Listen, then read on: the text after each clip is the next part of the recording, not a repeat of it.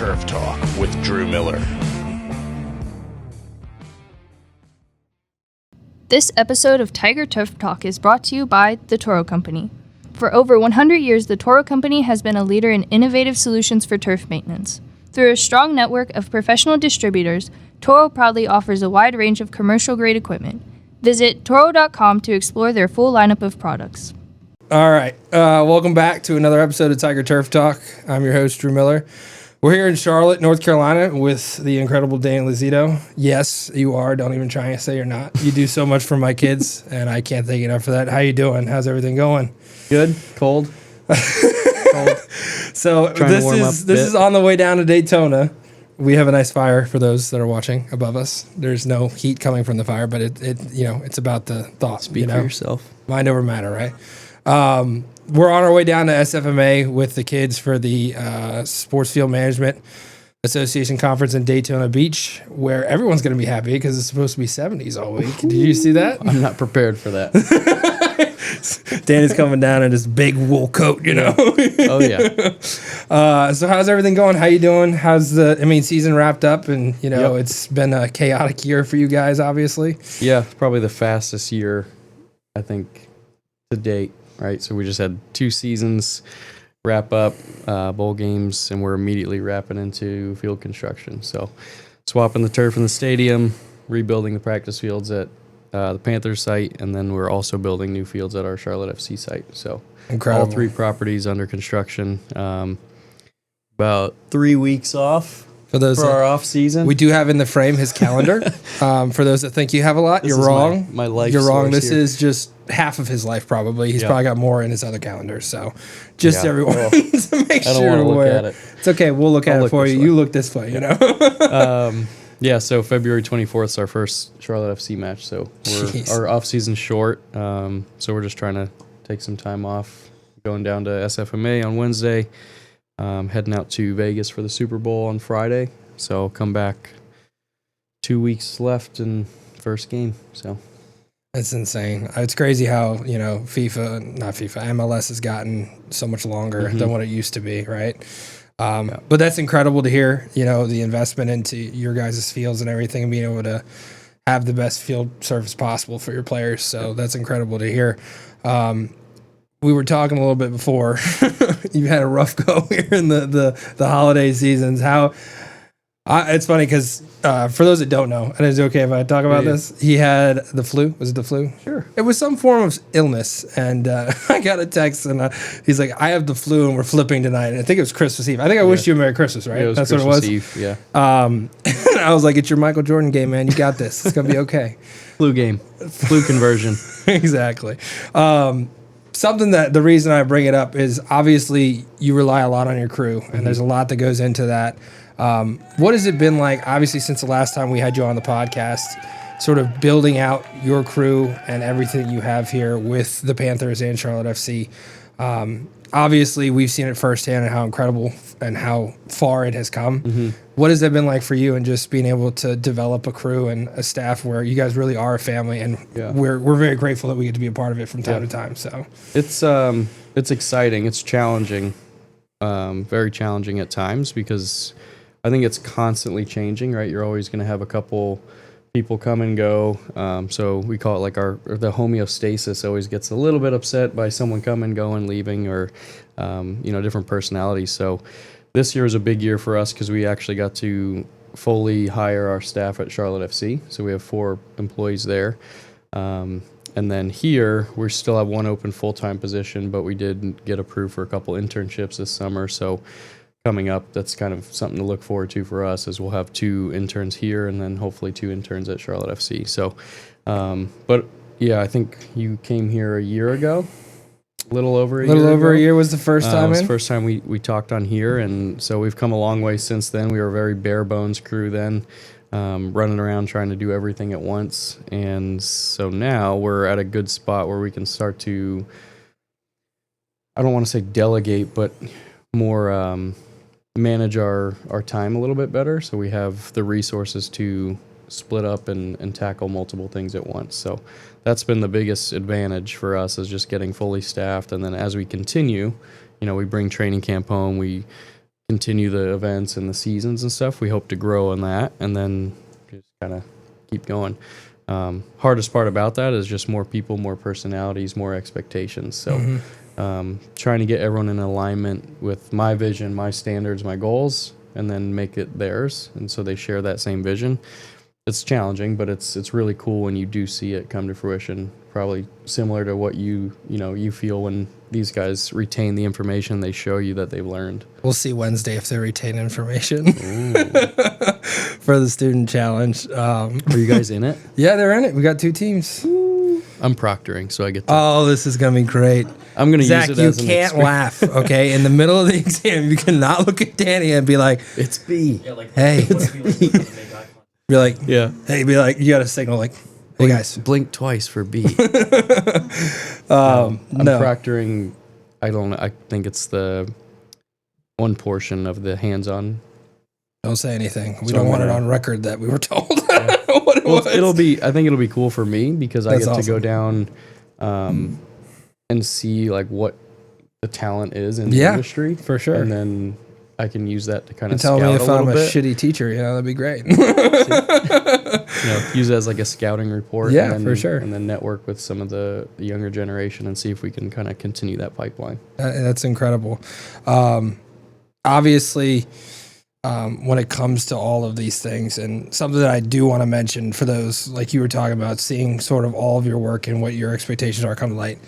There are so many guys here on the crew and ladies, shout out Logan, that, understand that standard. And I was playing devil's advocate the whole time I was here. I was like, guys, let's just, forget the paddle. You got this. Let's go.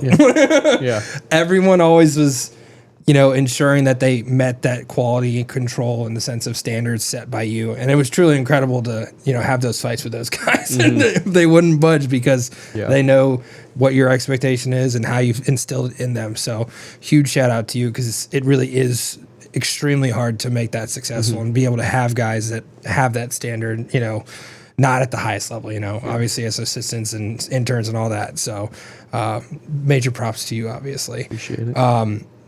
You talked about your brand new fields and everything that goes into that. Obviously, there are so many steps and so many things that you're working towards. What are you focusing on? And just sort of in your mind, what is it that you're prioritizing when it comes to steps towards that? Obviously, it has to be ready by the season. You have deadlines. You have all these things. What are you focusing on for yourself to ensure that you have met everything that you need? Right now, a lot of we're kind of running parallel with our design and build. So we have an ongoing cadence of meetings that we talk through construction points and design. And so for me, it's really just controlling what I can, which is the design phase still. Like as we're going through it, keeping up on construction meeting notes and making sure that everything we're looking for, all the specs are being accounted for. I can't control the weather. I can't control the speed of excavation and the equipment that's out there. That's the contractor's job. So what I can control is making sure that everything we want is getting, talked about in these meetings. So having that seat at the table has been really good, all the way through soccer construction, Panthers practice, and now obviously stadium renovation too. So, sorry, I shouldn't say renovation yet. I should say replacement of the synthetic. Yes. So You're good. Yeah, we're swapping our turf out, just refreshing that surface. And then Panthers are getting 2 brand new fields. So Very nice. quite a bit. So obviously with the, synthetic, what do you guys, is there any additions or anything like Brock pad or anything that you guys are looking for, or just refresh of the surface? Refreshing. The only thing we've added was we did some pylon cam conduits, gotcha. some power for the goalpost cameras. All the bells and whistles, Yeah, right? corner kick flags, in ground, that kind of stuff. We have the poured E-layer, so the pad it's already out there, so they peeled the carpet up. We're gonna do some patchwork on certain areas. We installed like a nailer around the perimeter just for better secure. And then we're gonna come back, same carpet, same sand rubber infill. We're gonna switch to a green rubber. See how that looks aesthetically in a substitute for the cool play. Mm-hmm. So we're going to have just sand and green rubber out there. So Nice. looking forward to that. So Other than that, same surface. Gotcha. And then obviously, you guys put into Homa, am I right? We talked about that. Yep. This past summer. past summer. What are you guys looking forward to? You know, not, whether it's improvements or just sort of what you're hoping to have up there moving forward when it comes to the practice facility. What are you aiming for? What are some of the things that you're going to be able to do, culturally speaking, better in a sense? Control. So everything we're doing now is one that field and that site is original, right? So 96 build. So the big field out there right now for this season is not getting touched. So we're adding 2 full-size fields. We'll have 1 existing, so we'll have 3. So we'll have a field from 96 and a field from 24. Nice. So the new fields we're building, we are doing a full ground-up renovation. We'll be coming in with an impermeable liner for sub-irrigation. We'll be coming in with the pipe foundation for an air pat system from the Moats Group. Carolina Green is partnering with them, but Carolina Green will be doing our main construction. So from that point up, it's a new irrigation system, USGA root zone, moisture sensors, which include temperature, salinity, moisture. So that'll be cool. And then once the air pat system is installed in the future, we'll have full control over vacuum ventilation, soil warming, and then a synthetic track on the perimeter. So for us, it's really about controlling our environments, right? With the exception of grow lighting out there, we're going to have nice, wide open, no shade issues. So that'll be nice. If we get a lot of rain in practice with the absence of an indoor for phase 1, we'll be able to control that moisture a little bit better. And then temperatures, aiding the varieties we pick. So if we go with Tahoma, which is our intent, we'll be able to control those seasons a little bit longer with growth blankets and soil warming, right? For Just sure. push it a little bit longer, wake it up a little earlier as the demand increases. So the second thing we're doing is bringing training camp home. That's a lot. It's just a lot of extra time and wear and tear, and a time that we used to get to grow the fields in, pretty well. We had 6 weeks off without anyone in the middle of July. I was say the perfect weather for it. Incredible. It was so nice. So I'll miss that time to really work the fields culturally. So for us, it's just being a little bit more proactive at the sod farm, working with Carolina Green to meet our surface requirements, what we're trying to get the plants to do, so that when the sod comes in, we're ready to play because we're not going to have any time anyway. So Gotta love that. Yeah, really, our goal is just control of our environments and being able to manage it. So what is obviously I'm biased. I love Chris, former boss of mine. Billy's awesome as well. What is it like working with those guys, being able to sort of have the access? Most NFL guys, they would have to take a trip. I remember when I was in Pittsburgh, Chris would fly to Tuckahoe, to go check on the sod to make sure it was ready for when they were coming in. What's that sort of like for you working with Chad and all the guys? Obviously, I'm sure there's a lot of back and forth, whatever you guys are doing, the CONCACAF Cup games and everything. What's that like been for you and just the whole experience and relationship with them? It's unique. So it's unique in the proximity. Obviously Chad and those guys, they've always kind of worked with us. And most sod farms do, right? They're willing to take your advice as long as you're not asking them to do something that Costs a lot of money. Something that doesn't hinder the harvestability, right? So I'm not going to go deep slice the sod and right through the have plastic. it fall apart. Yeah, right. So a lot of it's just grooming practices, scalping, that kind of stuff. But no, they're really good. We're obviously very close. We work together all the time. We're 30 minutes away. So that's something unique that I have that not a lot of people have. So I'm very thankful for that. I get to, if I want to, I can drive out there in one day and come back and just see the grass, see the environment it's in, and come back and write up a plan. And they're always willing to, kind of work with me on that. So having Chris and Billy and Joe from Pittsburgh there, that's a big asset for Chad, because what it does is it brings real life groundskeeping experience to the crew. So if I'm being nitpicky, during a sod install, right? They understand the same exact thing, because what we're looking for is the little details that a coach might see right away or a player might see right away. And sometimes in those operations, there's time constraints and you're just trying to go. And so, the little details they're elevating because they have someone on the crew kind of showing them this is exactly what they're going to be looking for. So it helps us. It helps them get better. It helps the whole operation flow. So that's been really kind of different and unique since he's gotten there. So shout out to them for, making that move and just trying to constantly elevate. For sure. Now, when it comes to the fields actually getting here, what are you focusing on culturally, how to cut, things like that, that you guys have been able to be successful? Obviously, we came out at the end of the season, and, it looked like it was untouched, to be honest with you. What are you focusing on to ensure, obviously, now you have a shorter time frame, but from the start of training camp all the way through to hopefully the Super Bowl one day, but when it comes to having a field prepped and playable throughout that entire time frame, culturally speaking, what do you focus on? How are you really just really honing in the perfect playing surface? For us, it's, from the start, it's making the surface uniform, plain. So when we get the sod in, right, we're trying to break up the sod layer, right? It's plastic grown. Usually we're playing on it right away, so we don't have a lot of time for true cultural work. So we do some of that at the farm, which is just more height of cut management. So I might ask them to mow it shorter than they would deliver. So we'll manage that there. When it comes in, it's a little bit of leveling, top dressing, just to make sure the seams are squared away, they're tight. And then it's a grooming game of how to get the canopy to level and look as if it's mature and aged and won. Right, so we don't want to see the seams. We don't want to see the differences in rolls and density. So a lot of that, the focus is just getting the surface to come up as one. So that might include a heavy scalp. It might include a top dress if we don't have time for that, and just grow through.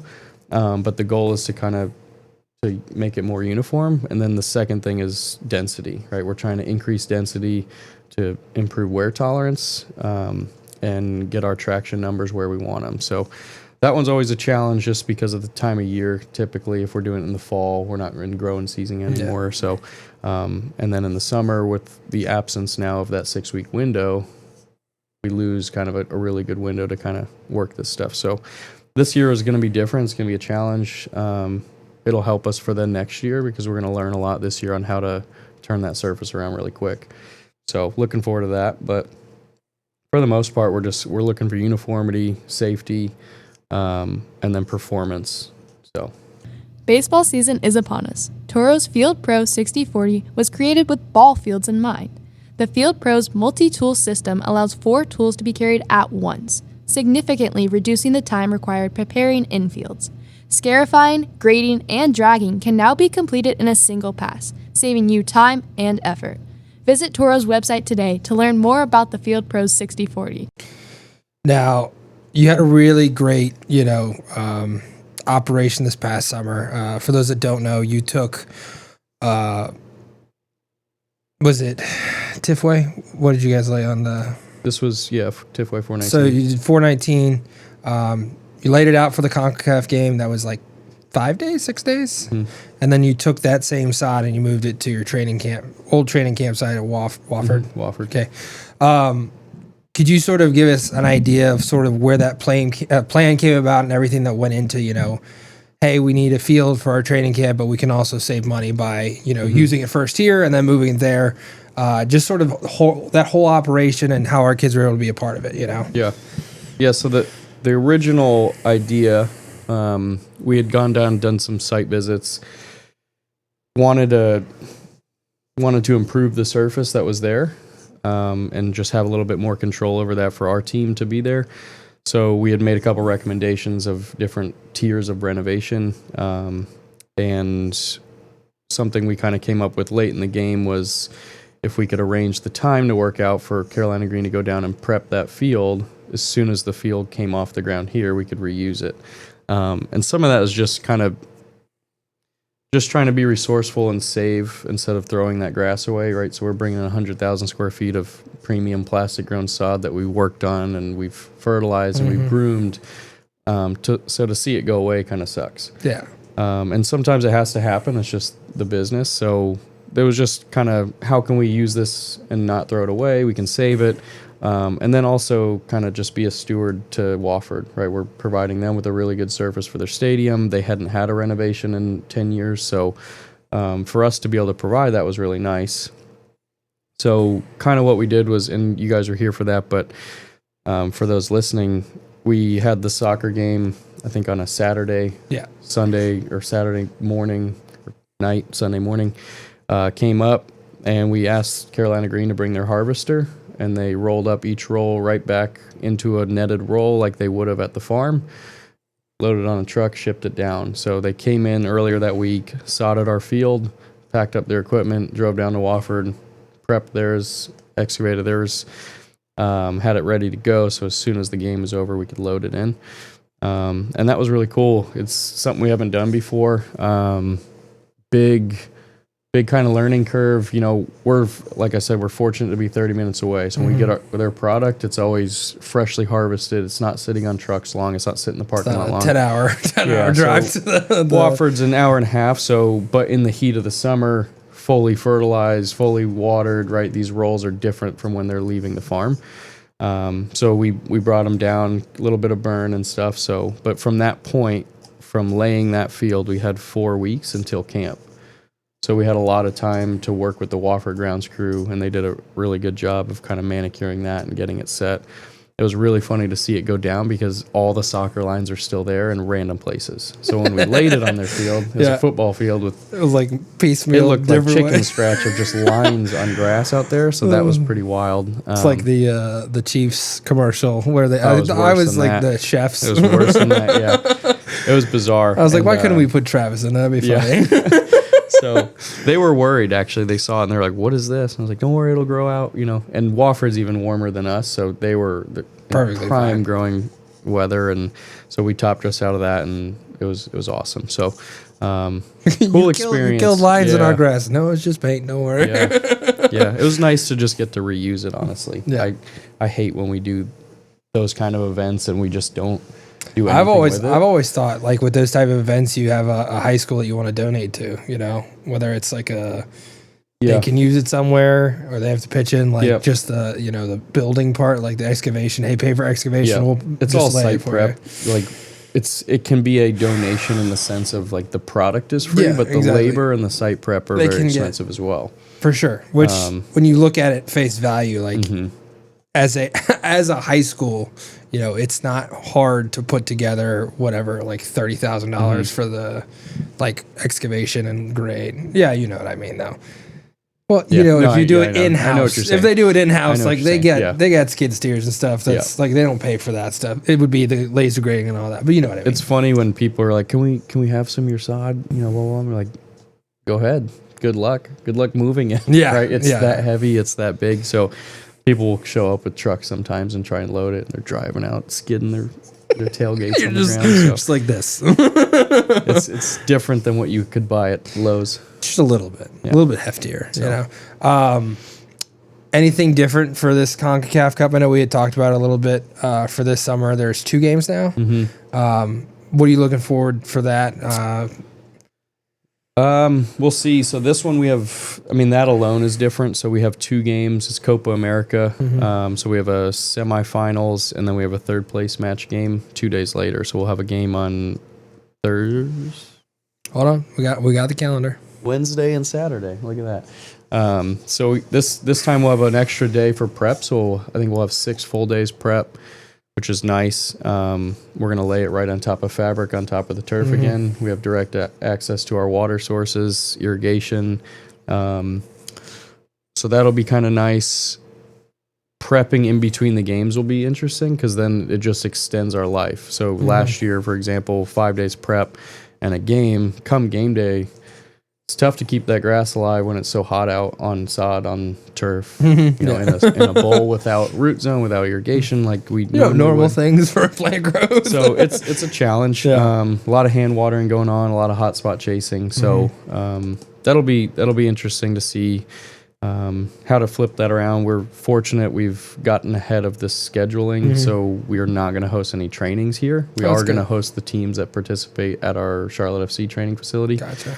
So we will have those teams on our properties, which is kind of cool for the guys there. Some pretty high level players will be using our surfaces there. Awesome. So quite a bit. And then we'll see if we can keep it alive and green and pretty. But I think you do just fine. I think you'll meet Ian's standards, you know. No, and I thought it was just so much fun being out here for that. The kids still talk about it, you know. You remember Ryan? Mm-hmm. He brought up when you were getting the field prep when he was up taking the time lapse of the sprayer. Yeah. And he brings it up like all the time. He's like, "You hit it perfect every time." I was like, "Yeah, that's many years of experience." And you know, something that again, I'd love your thought on it, obviously, because you're the one that invites us every time. What sort of like gave you the idea? I know we had talked about it and you just mentioned it, like maybe you want to come down. I was like, sure, why not? What was that sort of whole experience like? And hopefully we can get the kids here to ask a question or something, you know, that's what you guys are here for. What was that sort of like? And then obviously like your first time with the kids and your experience with our students specifically. It was funny because so kind of in this role, and I think we talked about this that first time, was I like teaching.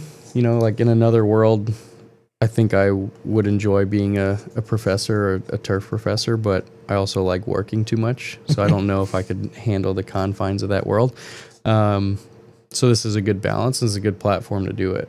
I enjoy the little bit of refreshment we get as a crew, not just myself, that when new people come in or people that aren't experienced in our world, the refreshed kind of outlook and perspective they see, because we get so desensitized being here every day. We see the field, we see the bowl, we're out there in the middle of the field like it's nothing.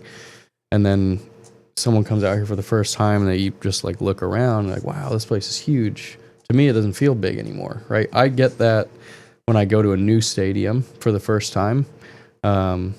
And I think more so now I see it like if I go to a baseball stadium. If I go to a Major League Baseball stadium, I'm like, wow, this place is massive. Yeah. Right? If I come to an NFL stadium, it kind of feels like ours. But they're still different and it's refreshing. So that's kind of interesting just to kind of see their perspective and the, you know, looks on their faces, whatever, how they talk about it, because we don't feel that anymore. Yeah. It's hard to maintain that when you're here every day. When you're here every day, for sure.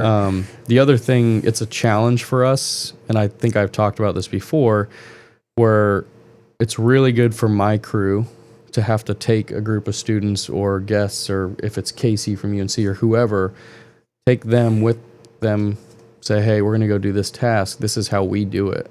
So it's kind of like a secondhand reassurance that they know what they're doing. They have to teach it. They're reinforcing their knowledge by teaching.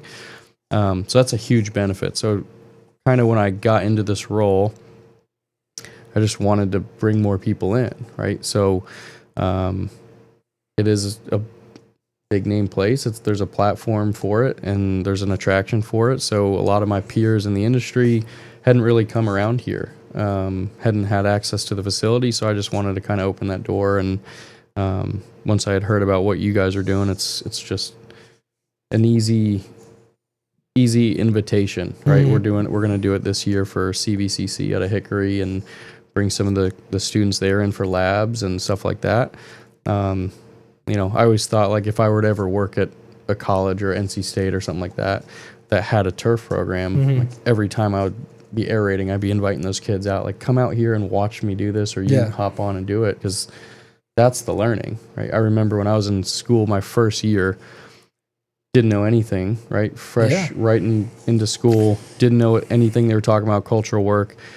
And then my first internship, it all clicked because I had heard the terms, learned a little bit about it, didn't really make sense. And then once you see it and you do it, you're like, oh, kind of makes sense. And then it starts to grow and like actually turn into knowledge. So long-winded version, but told you guys. See, that's what so they're presenting. The kids are presenting on Thursday, right? Thursday morning. And one of Zach's points that he's gonna talk about is the upside of being on our program is you get all of that. You know, you're doing the work, you're experiencing it, and then you're learning about it because. I mean, like you said, when we were in college, like you come out, you're like, oh, what is this exactly? Yeah. Like, what did we do to this again? And then, you know, you get up to your internship and you're like, oh, it all makes sense now. Yeah. You know? And it's important. I mean, for you guys to have exposure for our industry, it's big because you're exposing people to one support interest to get into the career field, right? So it's hard. If you're not on a golf course growing up or around it, or you may not know anything about it, it's hard to get people to apply to these programs, right? So this is a huge advantage because you guys are going to come in, if you apply to a turf school, you're going to come in well versed in what they're talking about. So everything's going to get easier from there. But I put a big emphasis with our crew and on everyone on education, and it's not just a degree.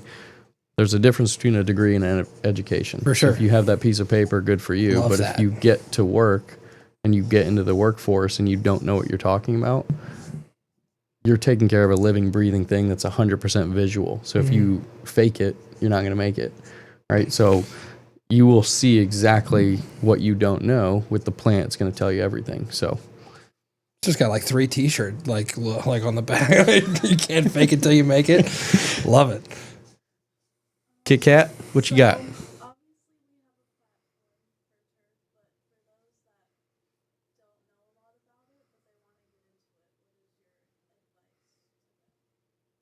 As far as a student at your school or like someone just out in the real world? I think that's kind of our responsibility too, right? So it's hard to understand that this is a career field because a lot of people just don't know, right? So we have to continue to push that past the industry, which is the hardest part, right? So we can do this, and you guys are internal in the industry now, and you can come to a conference, and you can. What you're doing is really what the answer to that question, right? How do they find out?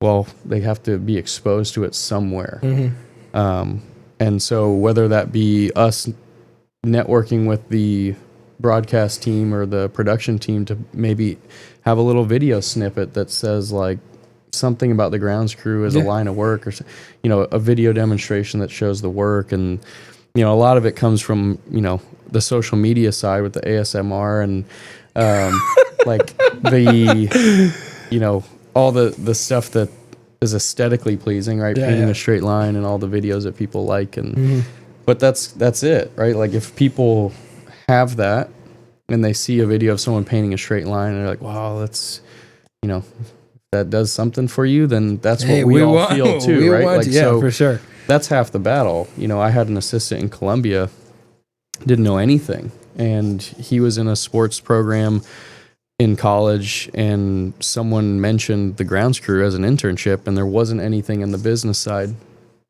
Hey, the TV got hungry, guys. And he took a leap of faith and just like, you know what, I'm going to try the grounds crew. Yeah. And then he fell in love with it, and he decided to get out of it, which is fine. But when he was working for me, he would mow a straight line and look back and be like, that was a laser. Yeah, dude. And that little bit of pride, that's all I ask for our guys is if you have that, then you're where you need to be. If you don't have it, it's probably not the place for you. Probably not, right? So as far as finding the industry, it's tough. I think it's on the people in the industry to push it out, because once you're in, you kind of know how close and niche it is. But getting in from the start is, that's what you guys are doing. I think I've heard it before. How'd you find it? I was stumbling across programs on NC State's website. I just feel like that's like 90% of the people in the industry, to be honest. I had no idea it existed. Yeah. I wanted to work. I was looking towards like landscape architecture, horticulture, landscape design, something outside. And I stumbled across turfgrass science, and I was like, "Oh, what's this?" I'm like, "Ooh!" I was like, "Oh, wow!" That's awesome. And then I went for it and fell in love with it. So.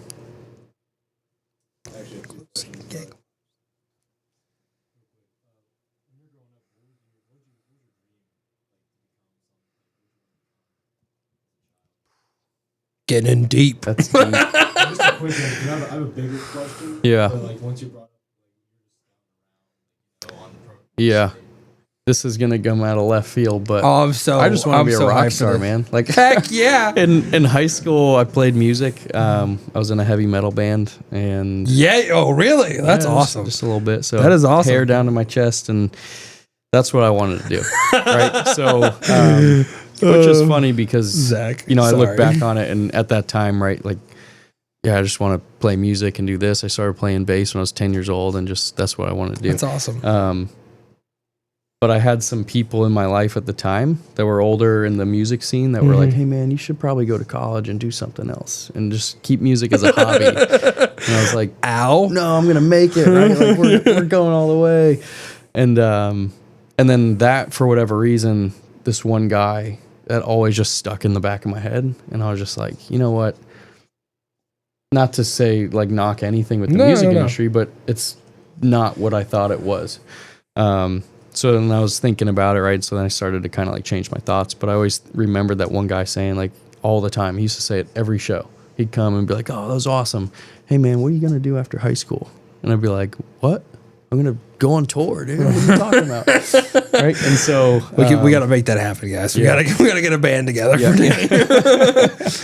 So that was kind of that, and it's completely different. But I always enjoyed kind of working outside. I enjoyed art, and so that was kind of like running parallel, was blending the art with the hands-on work. Love that. And that's where I think I stumbled into football instead of baseball, because I started out hardcore into baseball. I feel like that's normal. Like a lot of people do. Yeah, it's unique because you can cut your teeth in baseball in the minor leagues and learn and perfect. You can't do that in football. Yeah. Once you get here, you're in it. There is no training ground, per se. The beauty of baseball is like the grass art. Right? I can Very draw patterns and have dirt to grass edges and white lines and all this stuff. Football is a little different. So. Well, there's a lot of art in it. you know, for sure. Yeah. What was your second question there, bud?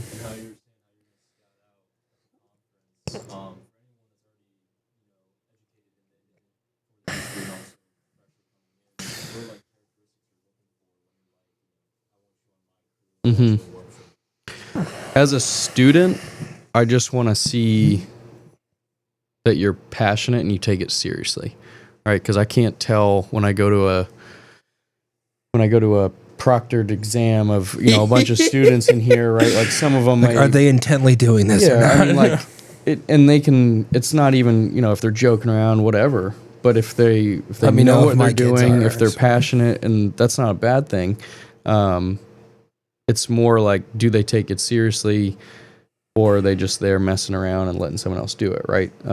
Do they know their stuff when they're there already, right? And so, like, you guys might be up against some kids in a 4-year program who've had a base education that you guys haven't had. So I wouldn't, take yourself out of that, but you also have been doing some things that they haven't done, and you've seen a lot of things that they haven't done, and you've seen the real world side that they haven't done, because they have to wait for their internship to do it, right? And so they might only get 1 or 2 internships a year if they're a senior at Penn State or NC State or whatever. You guys have been to all these different places, and you get to network with us, and that's kind of the beauty of what you're doing now, because it's so much different than what they're going through. So if you go compete against them, okay, but if you don't, I don't know if it's not winning, right? I don't know. We have high expectations for them. Yeah. So, but that's okay, because you're you might be competing, but you're also there to learn, because you're gonna take a test. You're gonna see what knowledge is out there that you are missing, right? So you're gonna see all the questions you don't know the answer to. That's what you need to go home and work on, right? That's what you need to go, if you're sitting in that exam or that quiz bowl or whatever the format is, and you're like, oh, I don't know. Like, well, that's the learning opportunity. Like, whatever you don't know is what you need to remember to go home and learn. They've been prepping really hard. They've done a good job. Like, there is an outcome I'll be upset about, but I cannot be happy with what they've done. They've worked hard for sure. So I think that the fact that you guys are there represented, participating against college kids is like a big deal. So that's a win. It's all good. obviously, Let's we get want the you win, guys. guys. Yeah, we want Let's you get guys. the win. We 'Cause got if, this. If Brentsville comes out and beats, If we get NC on the State or podium, Iowa people are going to State. freak out. So I will have say that. we have a brand new hire at Charlotte FC. Okay. Just started after the new year, and he just graduated, but he's going to participate in the student challenge with Iowa State. So if you guys could beat him, we might be in trouble. If you beat him, I will laugh. I'm going to be honest, but Pressure's on, Bryce. I have high expectations for sure. Yeah. It'll be fun. Gosh. It'll be cool. But as far as like the scouting question, yeah, I'm just want to see who's out there, who knows some stuff, and hand out business cards and just network. And I actually remember business cards this time. Yeah. I've forgotten last. I'm gonna bring a fat stack. It was like, you got business cards? I'm like, no. It's tough, man. Like I swear, some of these teams, at least prior to COVID and when I was interning, you could get a team who hosts 6 interns a year. They get 6 turf students in sports. When I was at the Nationals, we had 6. We had 6 Props students. to you, John. God right? Like, bless. It's a lot. It's a lot for one place to take out of the industry, too. For sure. Right? So we're all competing for labor, and we're competing for industry people. But, my hope is that in the next hopefully 2 to 3 years, one of your students is going to end up interning or working full-time for me. That's my goal. So by the way, I did mention, so when you said do high school students get to do internships, when Kat did all like painting and everything, I emailed it to her mom. I was like, I don't think I'm going to get a response, but she was like, well, that's incredible, but no. Yeah. Hey, I'd be willing. I think our organization would probably be on board for that, but either way. So that is on you now. I really do hope that comes to life, is that, we've worked to build this network, and if it's not for me and it's someone else, great. But I would love to have you guys come in, get the experience, get the familiarity with the crew and the place and what we do. And then as your freshman year at Tech or wherever you go, hopefully NC State, you end up back working for us, as an intern. And if you find out after working here every day for 3 months that this isn't for you, good. If you find out that this is exactly where you want to be, great. Right? But the key is to just expose at a different level. Because when you guys come in, you're seeing, the frou-frou highlights. Right? You're seeing the cool stuff. You don't see the grind. Right? You might see a snippet of it, and it's the shiny lights and, the events. The daily grind can wear on you. But that's where you have to be able to accept that's the whole ride, right? Like that's the journey to get to the end. So if you work that for 3 months straight through your summer, you understand like, wow, this is quite a bit. Or you come in, you're like, this is legit. Yeah. And we're going to do this. And I want to do this. That's what happened to me at working for John.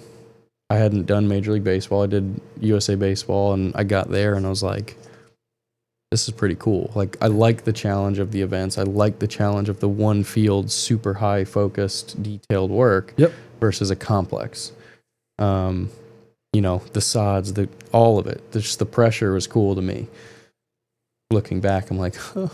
But when you're young, it's 100%. Cool. I agree. It's just with like, you. how do you balance it, like moving forward? But something unique. So hopefully within a year or two, we have our first pilot program of Brentsville High graduate turned Sam intern. Heaton just let the Browns know he's heading up there. If you remember Sam. Yeah. So he's heading up there. So where you say the Browns? Yeah. Nice. They got some good guys there. Good. That'll be a good experience. He said it's with Pioneer as well, so they're doing like the double thing. I don't know what that means. He had another offer out in Seattle. Yeah. You and me both. I was like, really? You're not going there? Because I thought that was his number one choice. But Seattle's facility is just one of the prettiest. Crazy. Sergio does incredible work. It's one of the prettiest practice facilities just in the country. Right if on not the water. The craziest. Yeah, I mean, that's you can't beat that. That's like made in the shade right there. It's like anything you can ever want. It's nice. It's really nice for sure. Distracting, but he's very interested in either here or there next year. Yeah.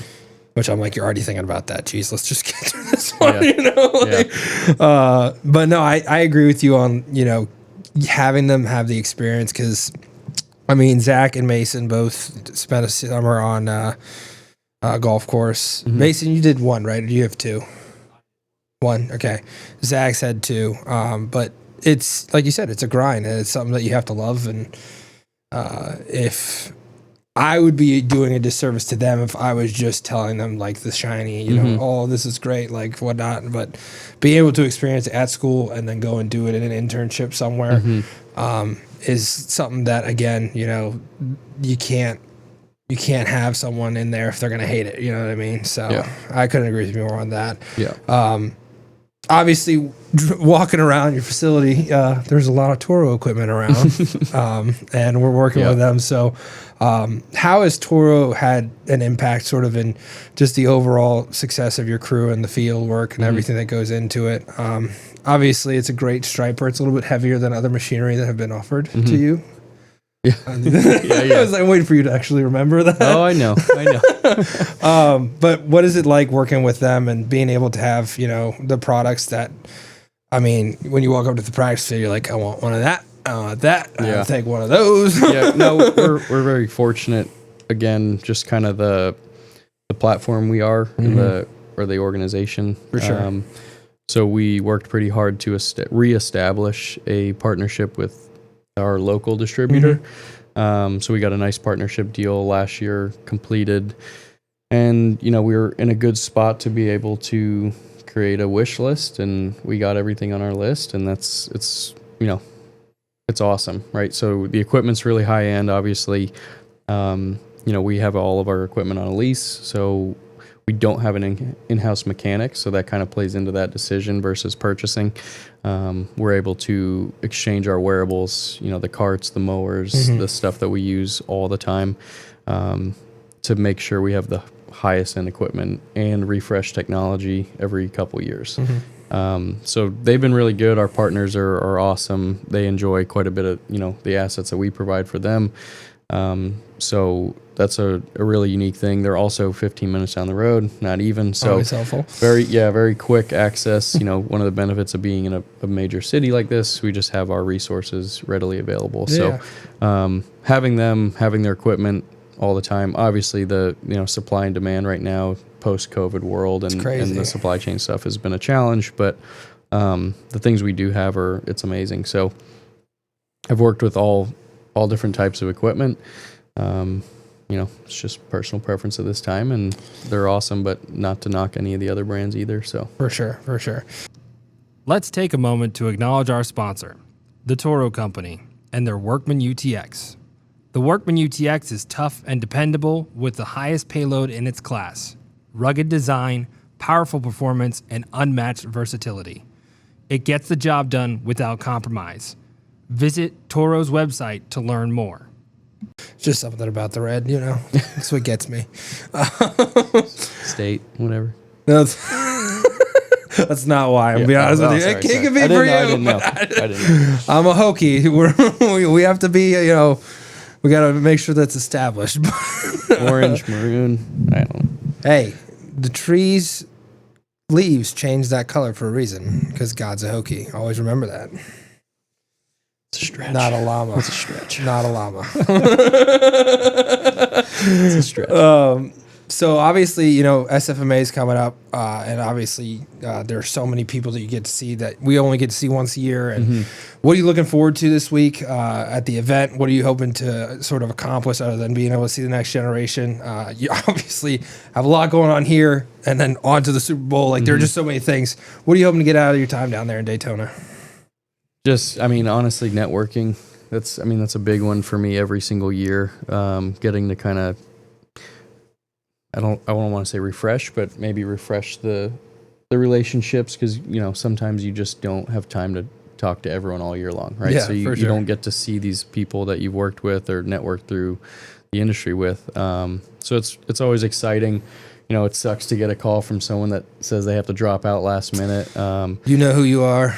We're very upset Joey over boy. here. So that's a disappointment, because We do love you though. Sorry. it's like family you don't get to see often that live across the country, right? So they get there and it's always a good time. So I enjoy that aspect tremendously. I wish I was getting more time there. I'm going to come in Wednesday, Thursday. But I have 2 crew members, first time attendees. They're going to be there all week. So that'll be really cool. Just for them to kind of see what it is, right? We've done the regional together and we've done the smaller conferences. So this one is eye-opening because you get to see the trade show, all the equipment, all the vendors, all the people, and then how many people are interested in what you're doing. Because I've heard that from our guys is like, I didn't know how many people were in this industry. Yeah. Right? So you don't think about it. You think about your little world or your little bubble, and then you get there and you're like, wow. Puts it in perspective. Yeah, there's a lot of people doing what we do and caring about what we care about. So, I look forward to the networking. I'm really excited to kind of see the student challenge and be involved in that this year. Something different I've never done. See what's out there. Yeah, for sure. Pluck some talent. Now, obviously, that transitions right into the Super Bowl. This is third time. I mean, the group is just phenomenal. Yeah. All great guys. Everyone has a phenomenal time out there from everyone that I talk to. What does that look like for you? Obviously, moving out to Vegas for 2 weeks? Is it 2 weeks or 1 week at that point? 2 weeks, a little right? over, about like 16 What's the days. experience like and what are you looking forward to this year, specifically in Vegas? I mean, Nick and everyone that's listening, you guys are doing phenomenal work out there. It's going to be, it's going to look great. They're well underway with prep. Been seeing a little bit of stuff on Twitter and, talking to him, keeping up with that. It's exciting, new facility. I haven't been there before. I haven't seen a rollout tray before. So when I talk about our world and what we're trying to achieve with the practice fields, which is control of your environments, that's what that is, right? So it's a whole other level of it's controlling a tool, your environment. It's a tool that not a lot of people get to play with. So I'm super excited to see, what he's done so far to, from the replacement of that field and how we kind of manicure that into game day, which is always really cool to see the development. And then see the 2 practice facilities out there and kind of work that crew, super good group of people like that. I love those guys. And every time I get to go, whether it's, there or international games, I enjoy learning and networking because it's same thing as SFMA, right? You're seeing some people you haven't seen in a while or new people. You're exchanging ideas all day long, every day for 2 weeks straight, right? So you're constantly evaluating systems and talking through things and disagreeing, agreeing. It's all beneficial. And then a new shop, a new facility, I hope I get to go into Zach's shop and be like, well, I like that hook. I'm going to take a picture of that hook. I'm going to go buy one when I get home. How do you have your tools set up or how do you have your paint pit or stuff like that? That's one of my favorite things to do is just see other people's places and just steal ideas. For sure. Right? Like that's how we all get better. So. Yep. I had an argument with Ryan about this. Ryan was like, "You're a great field manager." Like, no, I'm not. I just steal from everybody. I just take everyone's ideas and I run with it. Everyone does it. It's just molding it in, and you might look at the pegboard and be like, "Wow, those are cool hooks." Yeah. But then yours is gonna be a little different or a little better, or right? For sure. So it's all good.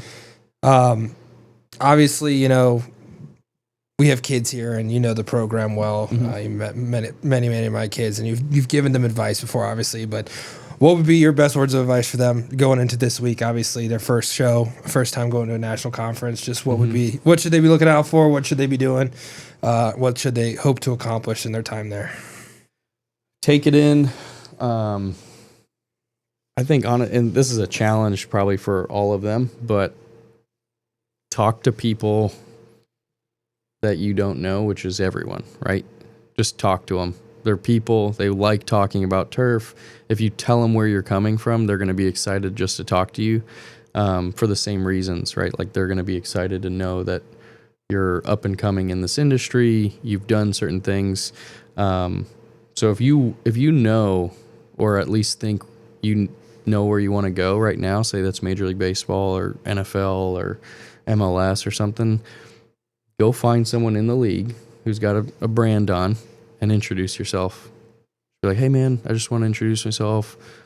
I'm at Brentsville High, interested in this industry. That's it. and the conversation will spawn. You don't have to get anything out of it. You just need to make connections, because that's half the battle in this industry. It's all who you know, and you never know where that kind of leads to. And that person may not be there forever, and they might go to another job or wherever, and it doesn't have to be the head guy. It could be the assistants. It could be the crew member. It can be anyone. So network with people, find people that are like-minded, and take advantage of that, because it's very, very rare to get an opportunity to be in a room of everyone, right? So there's a lot of different skill sets. There's a lot of years of experience. There's a lot of different personalities there. So just find them and say what's up and introduce yourself and enjoy whatever experience you have, right? So there's something there for everyone. I think they do a very good job of that. So getting to experience it all, try things, go around to every booth, at least walk up and down every single aisle at the trade show and look at things, take pictures of things, and then put it on your wish list to tell Drew to go back to school and ask for. Like I've got money for that. But also, I mean, some of it's like look at the equipment that you guys don't have and ask questions of what it is. You may not get to use it at Brentsville, but you might get to use it somewhere down the road, right? Mm-hmm. You might get your first internship, and whether it's a golf course or a sports field or something, you're going to see an aerator or a verticutter or a tractor that you haven't seen before, and you're like, whoa, what's this? And that stuff can be pretty exciting. So there's a lot of new industry technology, so take advantage of it all being in one room for you to look at. Well, I want to thank you so much for having us and bringing us here. As always, I shouldn't say like it now, but again, I can't thank you enough for all that you do for my students and for their, abilities to have connections in the industry because of you. I am beyond eternally grateful, and I will always be wherever you need me to be, wherever that is. I appreciate that. And likewise here, like, we're very grateful to have you guys here. I enjoy every time you guys stop by, especially with even little things like this morning, right? But no, we had a fun morning. Yeah. All good. We don't have to go into detail. No, we won't go into that. So, no, but it's exciting. I hope you guys get to, we have multiple events this year. Hopefully we can kind of work some of those things out. Get, that, and then see the same faces, see new faces. That's always cool. Just, you guys have a unlimited pipeline of students coming through, right? Yeah, and so it's cool to see the same kids come back and show interest and get that opportunity as well as the new ones. Because you can kind of see their growth through the years, and then you can see one of your students paint a straighter line than our full-time guys. Shout out Kat. Shout out to Kat. Wait till next year when you have to do it on the game field. Yeah. We'll see how straight they are. I told her if she came back for ACC, you can do she's doing yard lines. So it's not scary. It's not scary. It's actually the flattest surface you will ever paint. It'll be easier than the any line you've easiest ever and flattest painted. surface you ever painted in your life. But yeah, so equally as thankful. Love when you guys get to come down. I wish you could come down more. I wish we could too. So we'll just keep working that, and then hopefully get one of these up and comers. Zach, we're calling you out here in a year or two. Come for the internship. Just make a commitment right now on camera. Get over to the microphone and say it. All right. Yeah. Well, thank you guys. We'll see you down at SFMA. Absolutely. See you soon. Go ahead and hit. Knock. We're doing this with Toro. I don't even know what the Toro's called. Who's there? Interrupting duck. Whoa, okay. All right. I'm just gonna go for it. Oh, that's gonna be at the end. That's gonna be like the bloopers.